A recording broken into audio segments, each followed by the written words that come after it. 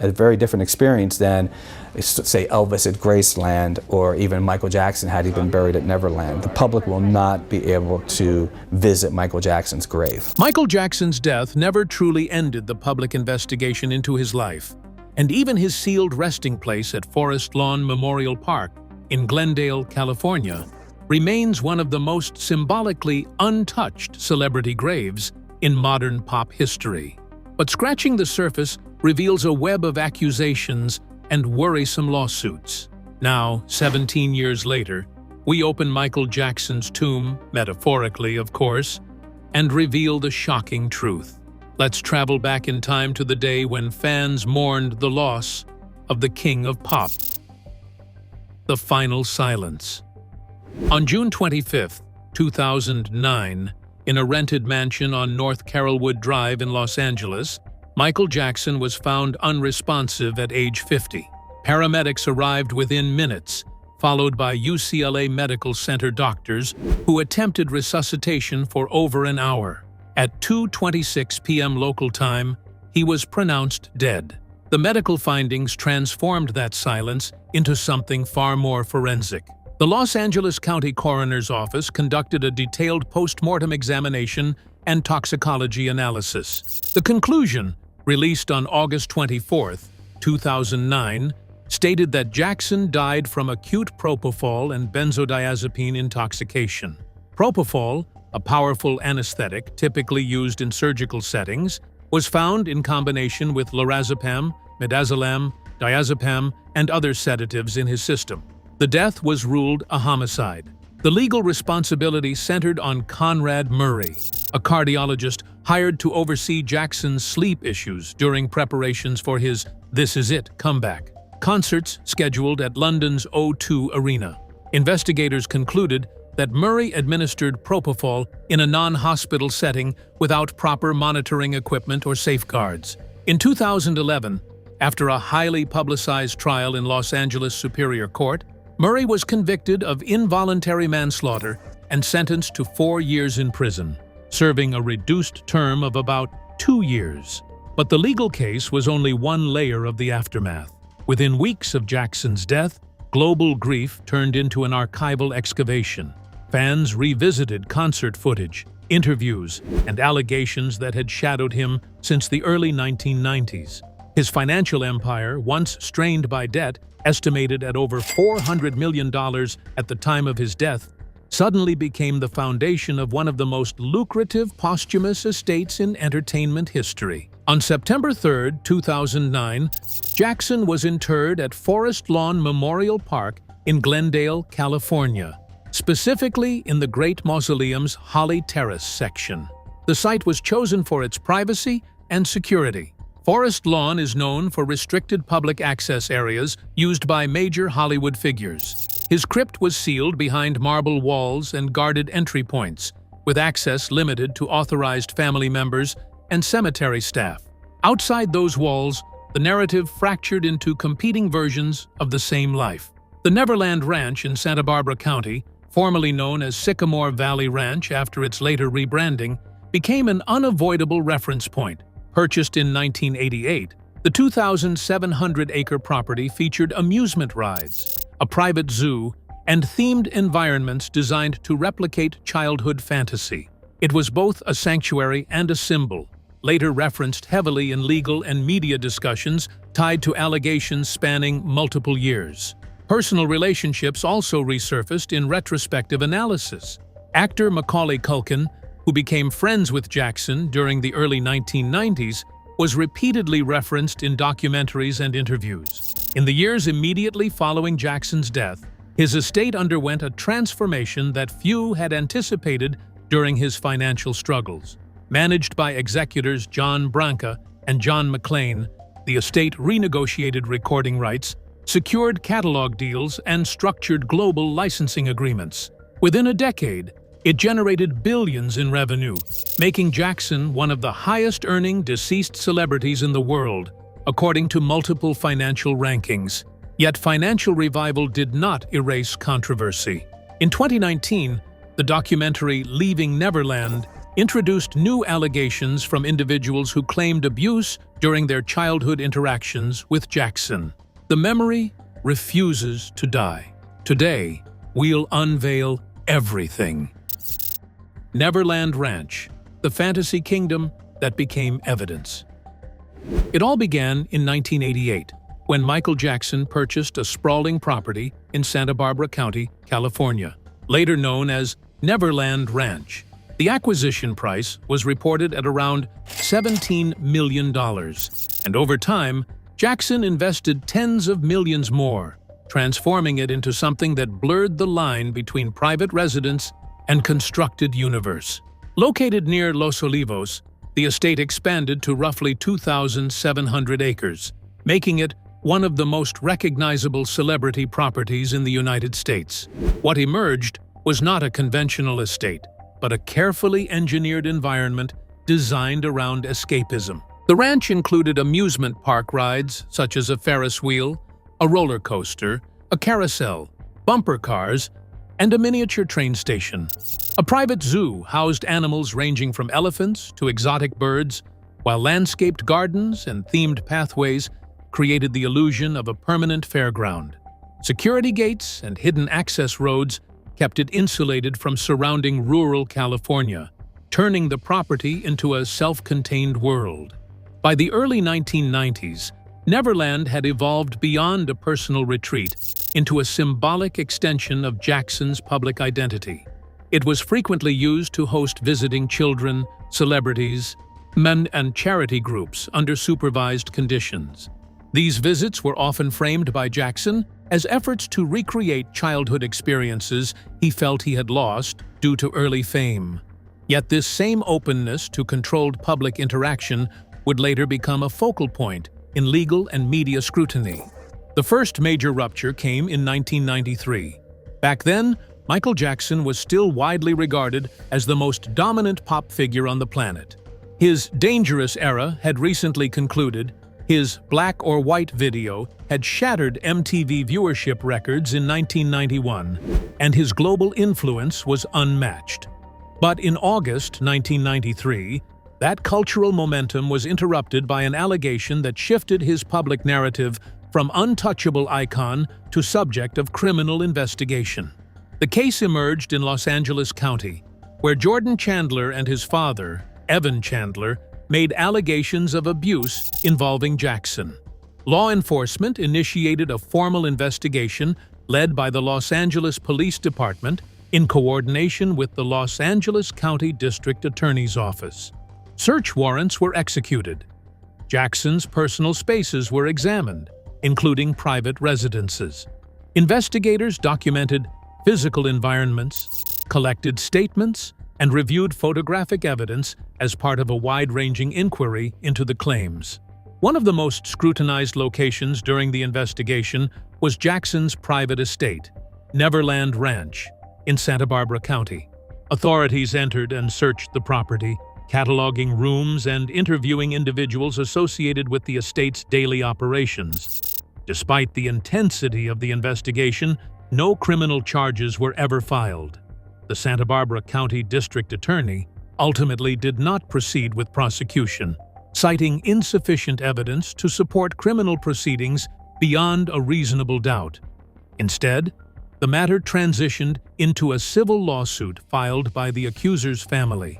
Civil cases operate under a lower burden of proof than criminal trials. The civil case concluded in 1994 with a confidential settlement reportedly valued between $15 million and $20 million. The exact terms were sealed, meaning neither admissions of guilt nor detailed conditions were publicly confirmed through court documentation. Jackson consistently denied all allegations. The settlement was legally structured in a way that did not require a formal admission of wrongdoing. However, following this episode, the tone of coverage became investigative rather than celebratory. Television played a major role in amplifying the shift. In December 1993, Jackson gave a televised interview with journalist Oprah Winfrey, one of the most watched interviews in broadcast history at the time. During the conversation, Jackson publicly addressed the allegations, denied wrongdoing, and discussed his personal struggles with fame, isolation, and media pressure. The interview drew tens of millions of viewers globally and became a cultural reference point in understanding how celebrity narratives could be reshaped in real time. In the aftermath, Jackson's public appearances became increasingly rare. Security around his movements intensified, and his interactions with the press became highly controlled. The entertainment industry, which had previously operated with near-unanimous admiration for him, became more cautious in its framing of his work. Endorsements, interviews, and promotional appearances were managed more strategically, but Jackson's troubles were far from over. The 2005 trial, acquittal, and collapse of a legal era. A decade had gone by as Michael Jackson tried to rebuild a life that had already been fractured once before in 1993. He had released new music, relocated across continents, and attempted to reset his public image. But in early 2003, a new chain of events began, quietly at first, before accelerating into a full criminal case that would bring him back into a courtroom under global scrutiny. At the center of the case was a boy named Gavin Arvizo, a cancer survivor from Los Angeles, and his family. Gavin had been diagnosed with Burkitt's lymphoma in the early 2000s and came into contact with Jackson through charitable outreach. Jackson invited the family to Neverland Ranch, where they stayed as guests. Their relationship became publicly visible after they appeared together in the 2003 documentary Living with Michael Jackson, created by British journalist Martin Bashir. In the film, Jackson was shown holding hands with Gavin and speaking openly about sharing his home with children. This footage triggered immediate global controversy. Within months of the documentary's broadcast in February 2003, the Arvizo family made allegations that Gavin had been abused during his time at Neverland. They also claimed that after the documentary aired, they were held at the ranch against their will and subjected to intimidation. These accusations formed the backbone of the criminal case filed by Santa Barbara County authorities later that year. The timing mattered. The allegations were tied specifically to events after the Bashir documentary aired. By November 2003, Jackson was formally charged with multiple counts, including lewd acts on a minor, administering alcohol to a minor, and conspiracy to commit false imprisonment and extortion. The prosecution, led by Thomas Snedden, built its case around a tightly structured narrative that Michael Jackson did not simply host the Arvizo family at Neverland Ranch, but gradually asserted control over them once media attention intensified. In opening statements, prosecutor Ron Zonin told the jury, "This case is about how a child was seduced and then held captive." Central to this theory was the timeline following the February 2003 broadcast of Living with Michael Jackson. Before the documentary aired, Gavin Arvizo and his family were portrayed as guests benefiting from Jackson's hospitality. Afterward, prosecutors claimed, the tone shifted dramatically. The state alleged that Jackson and associates pressured the family to appear in a rebuttal video defending him against the backlash sparked by Martin Bashir's documentary. According to testimony, the family was asked to publicly affirm Jackson's innocence while remaining at Neverland under what they described as increasingly restrictive conditions. Janet Arvizo, Gavin's mother, became one of the prosecution's key witnesses. On the stand, she described feeling trapped at Neverland, testifying that she feared leaving and believed her family was being monitored. At one point, she stated, "We were told we couldn't leave, that we had to stay there." Her account included claims that security personnel restricted their movements and that they were transported in vehicles under supervision. Prosecutors used this testimony to support conspiracy charges, suggesting a coordinated effort to control the family's actions and narrative. Gavin Arvizo's testimony focused on specific allegations of misconduct. He told the court that Jackson had given him alcohol, described as Jesus juice, and had engaged in inappropriate behavior. His brother, Star Arvizo, also testified, supporting elements of the timeline and describing interactions at the ranch. Prosecutors emphasized consistency between the siblings' accounts. They also introduced audio and video material from the rebuttal interview the family participated in, arguing that it reflected coercion rather than voluntary support. To strengthen their case, the prosecution attempted to introduce prior bad acts evidence, testimony from individuals connected to earlier allegations involving Jackson, including incidents from the 1990s. Their goal was to demonstrate a pattern of behavior rather than a single alleged incident. This strategy was legally complex, as such evidence is often contested due to its potential to prejudice a jury. Judge Rodney Melville allowed limited inclusion, meaning jurors heard accounts that prosecutors argued showed similarities in Jackson's interactions with minors over time. The defense, led by Thomas Mesereau, responded by actively dismantling the credibility of the accusers. In his opening statement, Mesereau told the jury, "This is a family that has engaged in a pattern of fraud and deception." He challenged timelines, exposed contradictions, and introduced the Arvizo family's history as a central element of reasonable doubt. That history became one of the most controversial aspects of the trial. Mesereau introduced evidence that Janet Arvizo had previously filed a lawsuit against the department store chain JCPenney, alleging that security guards had assaulted her and her children during a shoplifting incident.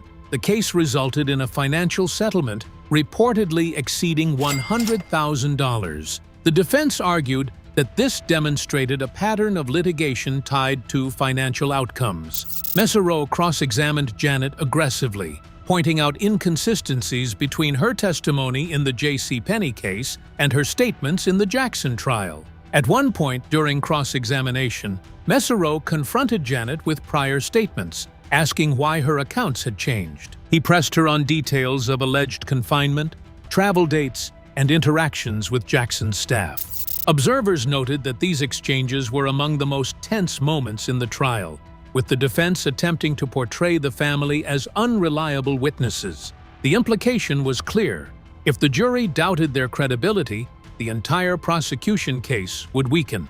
The defense also called witnesses who contradicted the prosecution's portrayal of events. Former Neverland employees testified that the Arvizo family had freedom of movement and were not confined. Travel records and photographs were presented to show that the family had left the ranch on multiple occasions during the period they claimed to be held. Mesereau argued that this directly undermined the conspiracy charges, stating in closing arguments, if they were prisoners, they had the keys to the gate. Another critical point of contention was the timeline itself. The defense highlighted discrepancies between when the alleged abuse was said to have occurred and when the family was publicly defending Jackson in the rebuttal video. They argued that it was illogical for victims to voluntarily praise their alleged abuser on camera without evidence of coercion, and that the prosecution had failed to prove such coercion beyond testimony. The jury was ultimately left to navigate two competing narratives, one of manipulation and control presented by the prosecution, and one of fabrication and financial motive presented by the defense.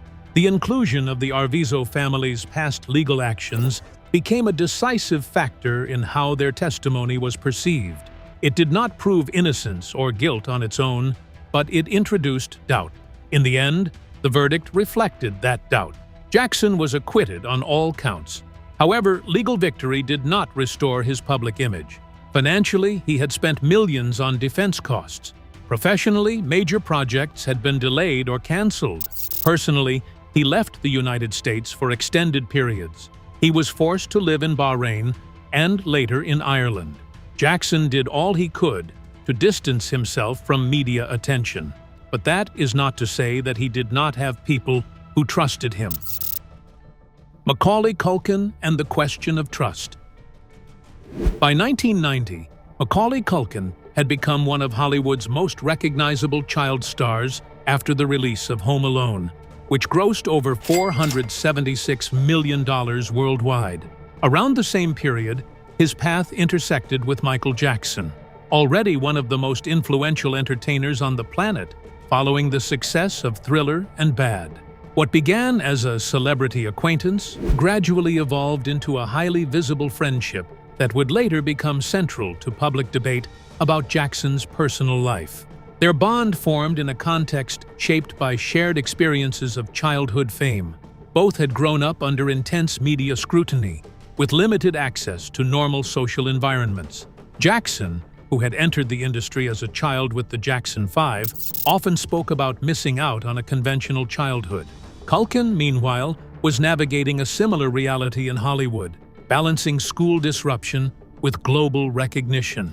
This overlap in life experience became the foundation of their connection, frequently described in interviews as based on mutual understanding. By the early 1990s, Culkin was a frequent visitor to Jackson's private estate, Neverland Ranch in Santa Barbara County. The property, with its amusement rides, zoo, and themed environments, was designed to function as a private recreational space for guests. Culkin later confirmed in multiple interviews that he visited Neverland on several occasions and spent time there with Jackson and other children. These visits later became heavily scrutinized in media and legal discussions, particularly during investigations into Jackson's private life. During the 1993 allegations involving Jackson, Culkin's name emerged in media speculation due to his association with the singer.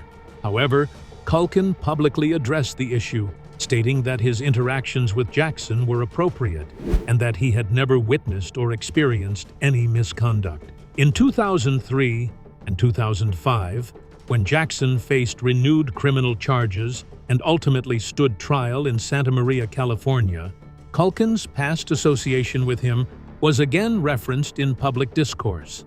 Although Culkin did not testify in the 2005 trial, his earlier statements were frequently cited in media coverage. Culkin's position remained consistent over time.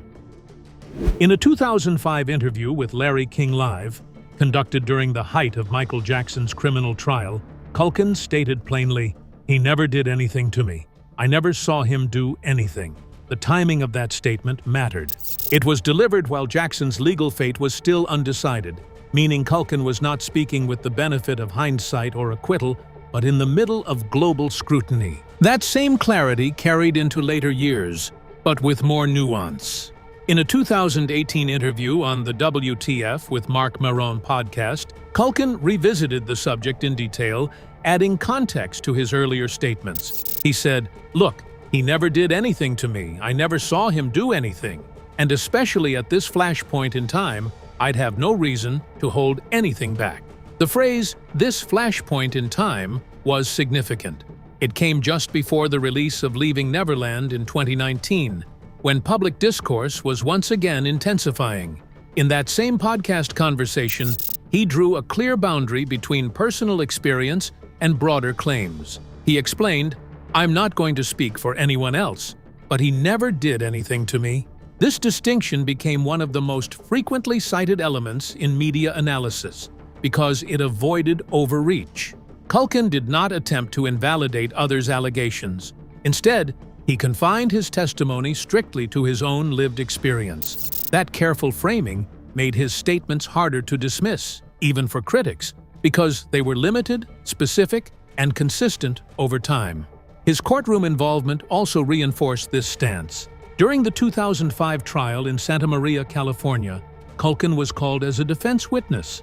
Under oath, he testified that Jackson had never behaved inappropriately toward him and that their friendship was genuine. According to court transcripts, when asked directly whether Jackson had ever molested him, Culkin responded unequivocally, "Absolutely not." This was not an offhand media comment. It was sworn testimony, subject to cross-examination, delivered in a legal setting where credibility carried formal consequences. The continuity of his statements extended beyond the courtroom and long after Jackson's death on June 25, 2009. In a 2020 interview with Esquire, Culkin again addressed the topic, this time reflecting on why he had spoken out so consistently. He said, "I feel like if I had something to say, I would totally do it. But no, I never experienced anything. I never saw anything." By this point, more than a decade had passed since Jackson's death, yet the wording remained strikingly similar. What changed over time was not his account, but the context in which it was interpreted. In earlier years, particularly during the 2005 trial, Culkin's statements were often framed as character defense. After 2009, and especially after 2019, those same statements were reinterpreted as part of a broader cultural debate about how individual testimony fits into patterns of allegation. Media outlets frequently juxtaposed Culkin's quotes with claims from other individuals, creating a layered narrative where consistency did not necessarily resolve contradiction. Culkin himself appeared aware of this shifting interpretation. In later interviews, he avoided expanding his role in the discussion, instead reinforcing the limits of his perspective. His approach contrasted with the more expansive narratives presented in documentaries and investigative reporting. While those formats attempted to reconstruct Jackson's private life across multiple accounts, Culkin's contributions remained narrowly defined. Their friendship, meanwhile, had already evolved into something less visible. Culkin moved away from child stardom into more selective acting roles, including independent films and voice work, while also stepping back from the industry for periods of time. Despite reduced public interaction, he consistently described his relationship with Jackson as rooted in shared childhood experience rather than ongoing collaboration. There were no major joint projects, endorsements, or business ventures. After Jackson's death, that connection became part of a larger archival process. Interviews, court testimony, and past statements were revisited, re-edited, and redistributed across documentaries, news segments, and online platforms. Naturally, supporters of Jackson cited Culkin's consistency as evidence that not all relationships fit the allegations being presented. Critics, however, emphasized the limitation inherent in his statements. After all, one person's experience does not negate another's. In a landscape where narratives often shift, expand, or contradict themselves, the consistency of Culkin's statements became its own kind of evidence. But Jackson's legacy would not go unchallenged. Estate control, media reframing, and leaving Neverland. Despite all outward perceptions, Jackson's financial situation, by the end of his life, was very strained. He was asset-rich but cash-poor, and heavily in debt. Estimates at the time placed his total debt at around $400 million to $500 million. This wasn't due to lack of income, but rather a combination of high spending, loans taken against assets, legal costs, and years without major touring revenue. Jackson maintained an extremely expensive lifestyle, including multiple properties, a large staff, and ongoing maintenance costs for places like Neverland Ranch, which alone cost several $1 million per year to operate. However, on the other side of that debt was an extraordinary asset base. His most valuable holding was his stake in the Sony ATV music publishing catalog, which included rights to thousands of songs, notably a large portion of the Beatles' catalog. By 2009, this asset alone was estimated to be worth over $1 billion, though it was partially leveraged as collateral for loans. Jackson owned incredibly valuable intellectual property, but had borrowed heavily against it. Cash flow was another issue. After the 2005 trial, Jackson's ability to generate a consistent income declined. He was not touring regularly, and new music releases were limited. Legal fees from the trial and earlier settlements had already cost tens of millions of dollars. At various points, he struggled to meet loan repayments, putting some of his assets at risk of foreclosure. Thus, in March 2009, just 3 months before his death, Jackson was done running. He announced the This Is It concert series at London's O2 Arena. Initially planned for 10 shows, demand pushed it to 50 sold-out concerts, with potential earnings estimated between $50 million and $100 million or more. Financially, this was intended as a major recovery move, but that never came to be. Within hours of his death, what had been a financially strained career narrative shifted into a structured estate operation. The legal responsibility for managing his assets fell to executors John Branca and John McLean, who took control of a portfolio that included music publishing rights, unreleased recordings, and complex debt obligations.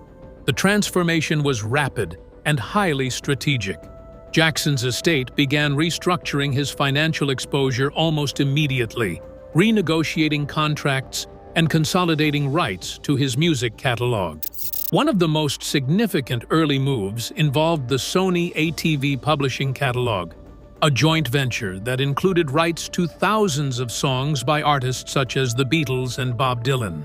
Jackson had acquired a major stake in this catalog in 1985 for around $47.5 million, a decision that later became one of the most valuable assets in modern music publishing history. Revenue acceleration followed through multiple channels. Posthumous album releases, such as Michael and Escape, generated global sales, while touring exhibitions and immersive productions expanded his brand beyond traditional music distribution. One of the most commercially significant developments was the partnership with Cirque du Soleil. Their show, Michael Jackson, The Immortal World Tour, launched in 2011, reportedly becoming one of the highest-grossing music-based touring productions of its time. Global ticket sales exceeded hundreds of millions of dollars. The estate also expanded into immersive entertainment. In 2013, Michael Jackson One debuted in Las Vegas at Mandalay Bay, continuing a long-term licensing model that positioned Jackson's catalog as a recurring live performance asset rather than static intellectual property. By the mid-2010s, Jackson's estate had crossed into multi-billion-dollar valuation territory, according to multiple financial reports tracking celebrity estates. Annual earnings frequently placed him at or near the top of Forbes' lists of highest-earning deceased celebrities, surpassing living performers in some years. Then came 2019. The documentary Leaving Neverland, directed by Dan Reed and broadcast internationally, introduced detailed allegations from two individuals who claimed long-term abuse during their interactions with Jackson. The film focused heavily on personal testimony, extended interviews, and reconstructed timelines of alleged events spanning years. The documentary premiered at the Sundance Film Festival before being aired in two parts on HBO in the United States and Channel 4 in the United Kingdom. Its release triggered immediate global debate. The Jackson estate responded swiftly and forcefully.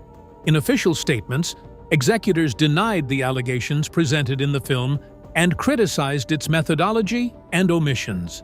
They emphasized that Jackson had previously been tried and acquitted in a 2005 criminal case in Santa Maria, California, where he was found not guilty on all counts. The estate also pursued legal action in arbitration against HBO, arguing breach of a non-disparagement clause tied to an earlier production agreement. Still, Jackson's commercial footprint remained extraordinary.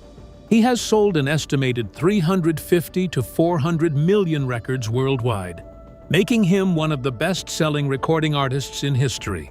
His influence spans multiple genres, including pop, R&B, dance, and performance choreography, with signature works like Thriller, Bad, and Off the Wall continuing to dominate global streaming platforms decades after their release. Institutionally, his legacy has been preserved through exhibitions, tribute productions, and archival projects. Museums and touring exhibits dedicated to his career have appeared internationally, while tribute performances continue to draw large audiences in multiple countries. His choreography, particularly in music videos such as Billie Jean and Smooth Criminal, remains a reference point in performance studies and pop culture analysis. At the same time, Jackson's legacy exists in a structurally divided cultural space. On one side is measurable artistic influence, record-breaking album sales, innovation in music video production, and global touring impact that redefined modern pop performance. On the other hand, there is an unresolved public debate shaped by allegations that were never conclusively proven in criminal court beyond acquittals and civil settlements. This duality has made Jackson's posthumous identity unusually complex. Academic discussions often separate artistic output from biographical controversy, while public discourse tends to merge the two. Streaming data shows sustained global engagement, particularly in regions such as Latin America, Europe, and Asia, where his music continues to rank among the top legacy catalogs. Well, that's it for now. Thanks for watching. Did you like this video? If you did, please consider liking, dropping a comment, and hitting the subscribe button so that you don't miss out on our new uploads. Also, don't miss this video you see on your screen right now. It's truly unbelievable.